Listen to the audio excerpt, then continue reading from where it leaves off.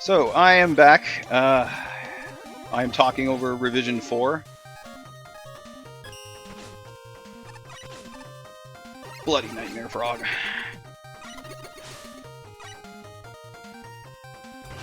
Oh, I just want to cheese through you. Bloody Nightmare Frog. Anyway.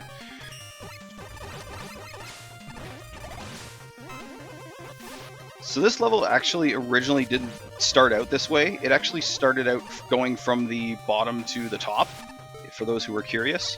It did not have this section at all here as well. This was put in for... Oh, geez. Was this put in for Revision 2? I can't even remember if this was in Revision 1 or Revision 2. But this level did not start out like this at all. The first 4 screens were completely different. If anything, they were just a bit too basic.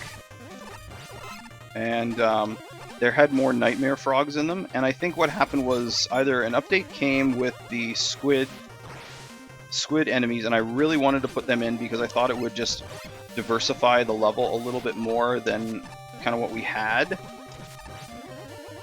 So basically, over here we had, what's it called? We had Yoku blocks getting you over to this area here.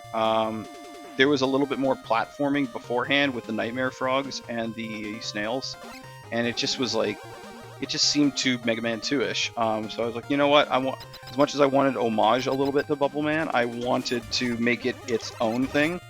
And once I discovered those enemies, I thought that was a much better and more interesting choice to go with. There we go. There's some health.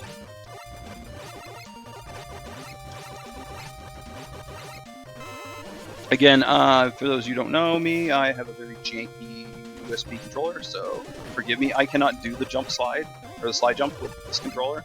Also, this room was different too. I had it so that you had more forced rush usage out there to get up onto this platform, and I changed it on some advice I got from some of my, well, I'm going to call them my testers, so thank you guys for giving me some of that insight.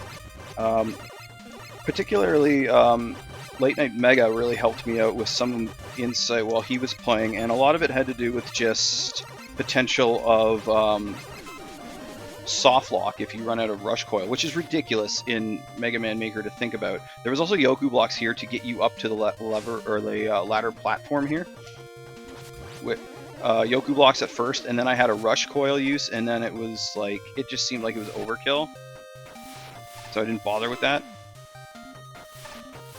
And there's a couple ways to do this. Not that way, that way. So that was changed, and I also added that because I didn't want people running through or jumping through. This is new as well. I forgot that was there, and it's a small little add, but you know what it does? It does force your jump down. It makes you have to wait. I actually did this a little bit to mess with potential speed running, to be honest, because I wanted, selfishly, people to take their time a little bit and enjoy the levels, and you know, it was nice where I could fit it in. So these pits are new.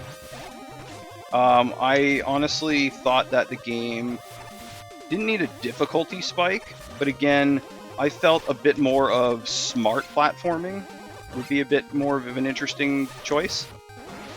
And I think it was just simply because, from what I was observing, I think people were just mowing through the level. Like, the levels aren't designed to be super long, but I just felt like people were mowing through them a bit too quickly. So I just felt that I wanted to see people take their time a little bit. And to be honest, it kind of creates a little bit more of an aesthetic that's different and new. You may have seen the... well, okay, I didn't get away from him very quickly, did I? You may have seen the little weapon energy health pick up there. I actually changed that so that was a slide-through reward if you have the elect weapon at that point. And then this, I added the waterfalls to just be a little bit of a hindrance on making these jumps, to make them a little bit more difficult. Because again, I felt people were speed speeding through the level a little bit, and I wanted to make it challenging, especially if Marine Man ends up being the first boss in your playthrough, you know, and you're bustering it all the way through. I wanted it to be a little tricky, like you couldn't cheese it. I know there's some levels later on that you can cheese a little bit, especially with Rush Jet here and there. And I definitely did not make this game so that, you know, basically I didn't want to create no damage runs. I didn't want to create an opportunity to purposely kill the player, because I think that's cheap too. But I did make a lot of things in there difficult to do a no damage run. You know, I've played this game tons of times and I still can't beat it without taking damage. I really love the disappearing checkpoints now. It just makes it feel like an authentic game a lot more. So yeah, there were some minor changes if you look back on not only the first revision, but even revision 2 and 3 for this particular stage. I hope for the better. Basically, this stage, the feedback I was getting was, as much as it is a nice starting stage, it is way too easy. I'm not great with the boss fights. I don't care. I also know that he won't kill me, so I will just take the damage and just bust him.